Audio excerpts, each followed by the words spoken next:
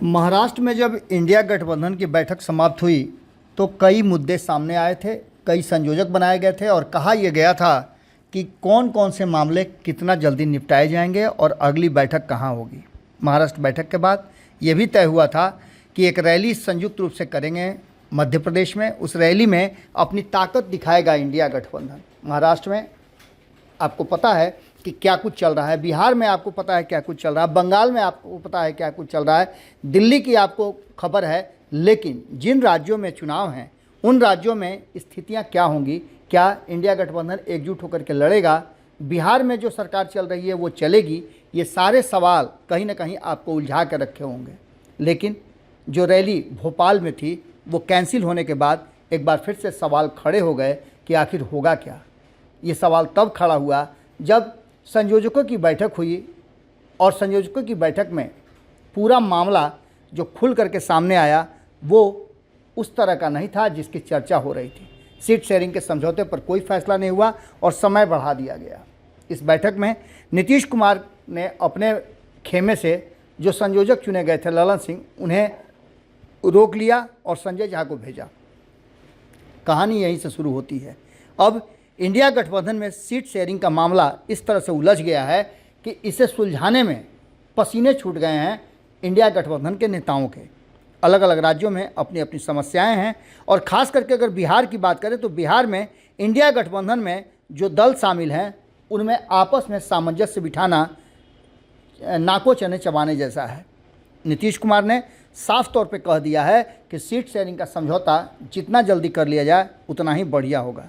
आपको बता दें कि इस मुद्दे को लेकर के जो कई बार लालू प्रसाद और नीतीश कुमार की मुलाकात हो रही है उसे भी इसी से जोड़ करके देखा जा रहा है और कहा यह जा रहा है कि कभी लालू प्रसाद नीतीश कुमार को किसी मुद्दे पर बुला करके चर्चा के साथ साथ ये कहते हैं कि सीट शेयरिंग के समझौता में किसे कितनी सीटों पर लड़ना चाहिए, तो वहीं नीतीश कुमार से ये एक आग्रह भी करते हैं, दबाव भी बनाते हैं कि उन्हें कौन कौन सी सीट छोड़नी होगी।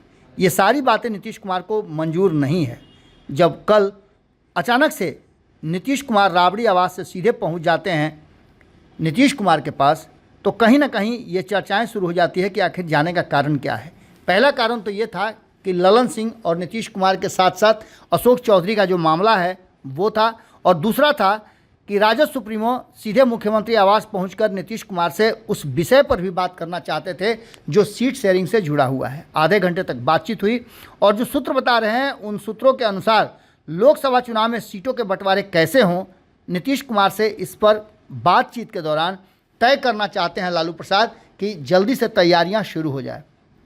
2019 में आपको पता है कि जनता दल यूनाइटेड 17 सीटों पर चुनाव लड़ी थी, 16 जीती थी और भारतीय जनता पार्टी जो कि अपनी जीती हुई सीटें छोड़ करके भी नीतीश कुमार के समझौता करने के लिए अपनी पलक पावड़े बिछाकर बैठी हुई थी। नीतीश के साथ होने पर अब राजद कई सीटें छोड़ने का दावा कर रहा है और बता रहा है कि वहाँ उसकी स्थिति अच्छी है, लेकिन ऑलरेडी नीतीश कुमार अपनी जीती हुई सीटें छोड़ने के लिए तैयार नहीं है। मामला पूरी तरह से फंसा हुआ है, जहाँ नीतीश कुमार 16 सीट से एक भी सीट कम पर जाने के लिए तैयार नहीं है, तो वहीं राष्ट्रीय जनता दल भी 2019 में 19 सीटों पर चुनाव लड़ी थी, वो भी अब अपनी पार्टी, चूँकि उसकी बड़ी पार्टी है तो उस पार्टी को लेकर के उनमें लोगों के जो महत्वाकांक्षाएं हैं उसको लेकर के पेंच में फंसी हुई है।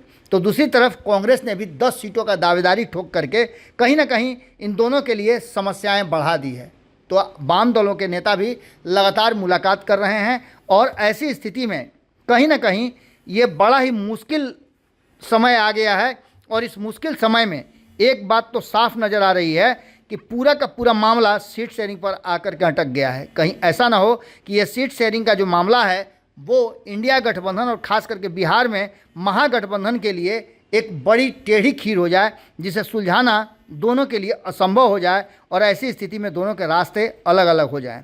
लालू और नीतीश कुमार के बीच बैठक के बाद सियासी बाजार गर्म है। बिहार के नीतीश कुमार कैबिनेट की बैठक को समाप्त करने के बाद, कैबिनेट की बैठक के बाद आपको पता है कि कई फैसलों पर चर्चा किए। कुछ ऐसी बातें भी कही जा रही थी कि कैबिनेट में इन मुद्दों पर फैसला लिया जाएगा, लेकिन नीतीश कुमार ने अचानक से वो सारे मुद्दे बदल दिए। और अब जबकि मंत्रिमंडल विस्तार की भी बात की जा रही है तो उस पर भी नीतीश कुमार ने दो टूक जवाब दे दिया है। अब देखना दिलचस्प होगा कि नीतीश कुमार से बात करने आए लालू प्रसाद जब वहाँ से निकले तो उनके चेहरे पर कहीं ना कहीं तनाव नज़र आ रहा था। जब मीडिया कर्मियों ने उनसे बात पूछी तो उन्होंने बातों को टालते हुए कई ऐसे सवाल हैं जिसका जवाब नहीं दिया।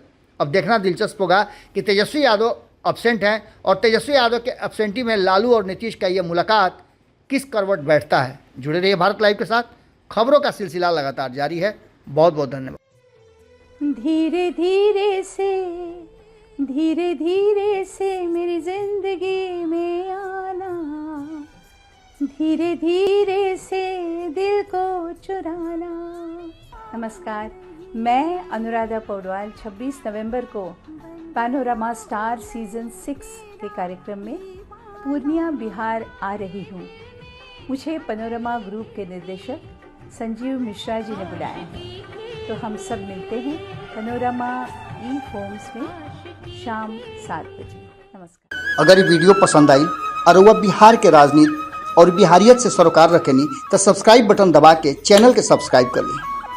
ओजे एगो घंटी बा, ओकरा बटन दबा देला से कुल सटीक और मारक खबर रुआ मुफ्त में मिल जाई। अगर रुआ पत्रकारिता के हमनी के नया प्रयोग में सहयोग कर चाहतानी तो ज्वाइन बटन दबा दी। पेटीएम नंबर नोट कर ली 9386816700। धन्यवाद।